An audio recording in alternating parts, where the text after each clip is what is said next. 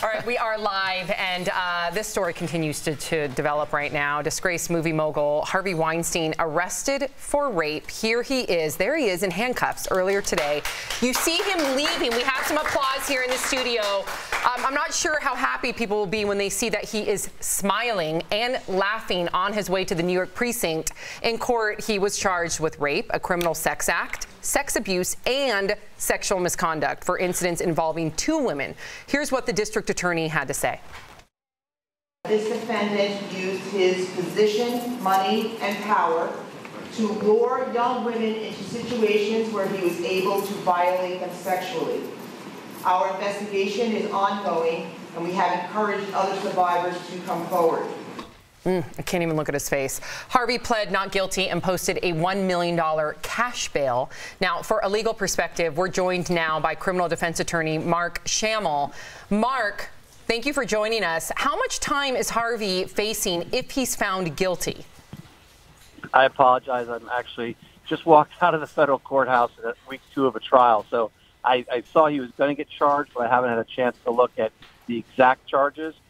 It's probably, depending on the level of felony in state court, he's probably looking at someplace between 15 and 20 years of actual time, based on what I read last night. On this specific case. So if there's other cases, we'll see extended amounts of sentences and time given, correct? Every time he gets charged with a crime against a different potential victim, he gets sentenced for that crime. So Amen. If you look at, yeah. What a lot of our viewers are concerned with is the likelihood of whether or not he's actually going to do time. Do you think he will do time? I think you got to convict him first, but if he does, it's pretty hard for me to imagine if there's a judge out there, particularly in the current atmosphere, who's going to allow somebody who has raped or sexually assaulted anyone to walk away without doing time, particularly in a high-profile case like this. Right. And speaking of high-profile cases, you've defended high-profile NFL players. How do you defend a major movie mogul in a highly publicized case? What would your advice be? You know, this one's a little bit different than any other. I don't know if there's ever been a case that's kicked off a national movement like Me Too. But the problem you have is everybody, I heard some of the applause in your studio audience, and if he's guilty and he's done the things he's accused of doing, I'm with you. You applaud that. That's abhorrent and indefensible.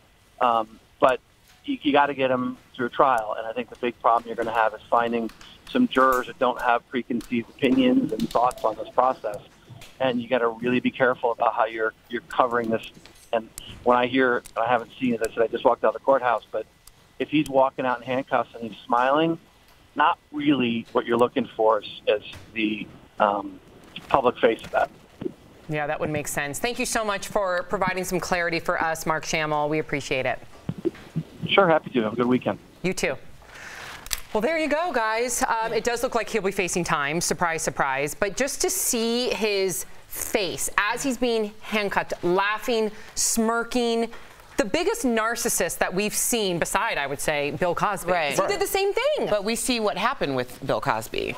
So I'm not alarmed by the fact that he's smiling. He's putting on a show. He walked into the precinct with 3 books. One of them was by someone that Tori references a lot, Ilya Kazan, who faced criticism for naming names during the 50s and 60s, and then later was kind of, Hollywood kind of rebelled against it. But basically, he's saying that he's had a witch hunt. He's the victim of a witch hunt. And to go in with books that are supposed to tell the story of what you're thinking in your head is ridiculous. He thinks this is a movie, and he's the star of the show, and I'm happy to see him locked up at the end of this. And we saw this with Bill Cosby, too. He came out, played to the cameras. There was obviously cameras there with Harvey Weinstein. He put a smile on. It's obvious. I mean, it's super obvious that it's just a show that you're putting on. He's dying on the inside. He's got to feel guilty for the things that he's done. You really think so? I think he does. You don't think so? I don't think he feels guilty. I don't think he feels guilty at all. I think he's a narcissist, and he's like, I cannot believe people are doing this to me after all the careers that I made.